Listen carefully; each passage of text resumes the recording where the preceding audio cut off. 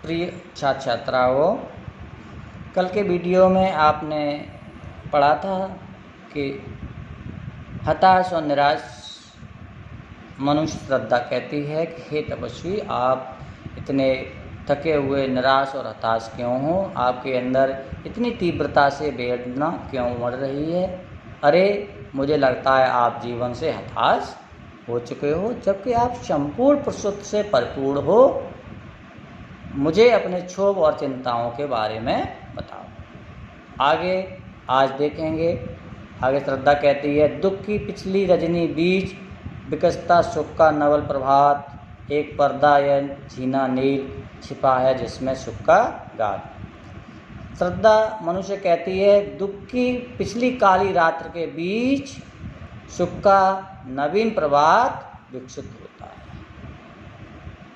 उस पिछली काली रात्र, उस बीती हुई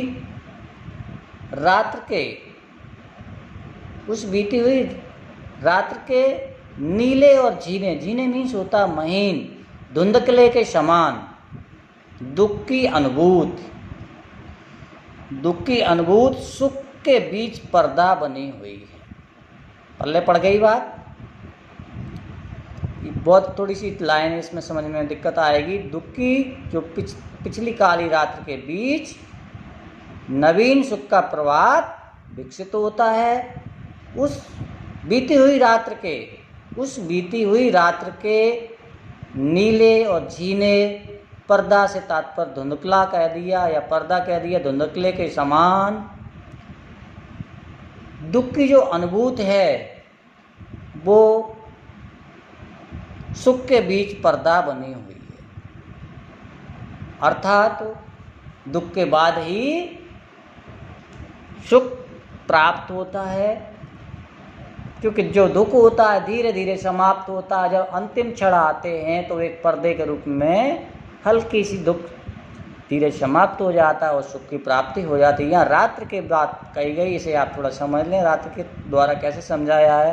रात्र होती है और जब प्रभात होता है तो नीले आसमान में सूर्य की जो किरणें हैं वो प्रकट होने के लिए अपना जोर लगाती हैं, तो वो एक धुंधलापन सा दिखाई देता है, वो एक पर्दा सा बन जाता है और उसके बाद सूर्य की किरणें विकसित हो जाती हैं। यहाँ दुख की बात कही गई है कि वैसे ही पहले अपार दुख होता है, धीरे धीरे उस दुख को दूर करने के लिए व्यक्ति प्रयत्न करता है और अंतिम क्षण में उसे सुख की प्राप्ति हो जाती है।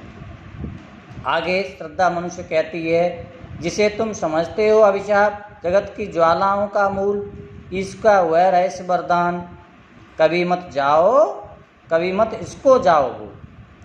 श्रद्धा मनुष्य कहती है, तपस्वी, जिसे तुम अभिशाप समझते हो, जिसे तुम शाप समझते हो, जिसे तुम दुखों का कारण समझते हो और जगत की ज्वालाओं का मूल, और उस दुख को, उस अभिशाप को, इस संसार की पीड़ाओं का कारण, मूल मीन्स कारण समझते हो, ये ठीक नहीं है। ये वास्तव में इसका रहस्यमय वरदान है। अगर व्यक्ति को दुख की प्राप्ति नहीं होगी तो वो सुख की प्राप्ति के लिए उद्योग नहीं करेगा। यही कहा है श्रद्धा ने मनुष्य से कि इसको मत भूलो, जो आपको दुख मिला है ये ईश्वर का रहस्यमय वरदान है। आप इसे सभी इस संसार की पीड़ाओं का कारण मानते हो, ये ठीक नहीं। आगे जाओ। लगे कहने मनु सहित विषाद, मधुर मारुत से ये उच्छ्वास, अधिक उत्साह तरंग आवाज उठाते मन में सविलास मीन्स आनंद सहित या आनंदपूर्ण, मधुर मारुत मीन्स मधुर मंद सुगंधित वायु या मधुर मीठी बाड़ी। उच्छ्वास मीन्स होती निश्वासें, मुंह से आने और जाने वाली श्वासें, यानी कि बोलते हैं तब ये बाड़ी निकलती है। श्रद्धा के अधिक प्रेरित करने पर मनु विशाल सहित दुख से परिपूर्ण होकर कहने लगे। उन्होंने कहा, क्या कहा कि आपने मंद सुगंधित निश्वासों से, मंद सुगंधित निश्वासों यानी अपनी वाणी से सविलास, जो विलासपूर्ण बातें, यहाँ कुछ नहीं लिखा, आपको भाव जोड़ना पड़ेगा। सविलास मीन्स विलासपूर्ण जो बातें कही हैं वे निरंतर मेरे मन में, मानस मीन्स मन में, अत्यधिक ऊंची ऊंची तरंगें उठाने वाली, उमगाने वाली हैं, या उन बातों से मेरे हृदय में उत्साह की ऊंची ऊंची तरंगें उठने लगी हैं। किंतु जीवन कितना निरुपाय, लिया है देख नहीं संदेश, निराशा है जिसका परिणाम सफलता का हुआ कल्पित गे। मनुष्य श्रद्धा से कहते हैं मैंने अपने जीवन में ये अनुभव करके देख लिया है, मैंने अपने जीवन में ये अनुभव करके देख लिया है कि मनुष्य का जीवन कितना विवश है, निरुपाय है। किंतु जीवन कितना निरुपाय, मनुष्य का जीवन कितना निरुपाय विवश है, उसके हाथ में, अपने हाथ में कुछ भी नहीं, यानी जो समस्या आती है उसको समस्या सॉल्व करने का उसके अपने हाथ में कुछ भी नहीं है। मैंने ये अपने जीवन में अनुभव करके देख लिया, इसमें कोई संदेह नहीं। और उन अनुभवों से मैंने ये जाना है कि सफलता वह कल्पित घर है जिसका अंतिम परिणाम निराशा ही हाथ लगता।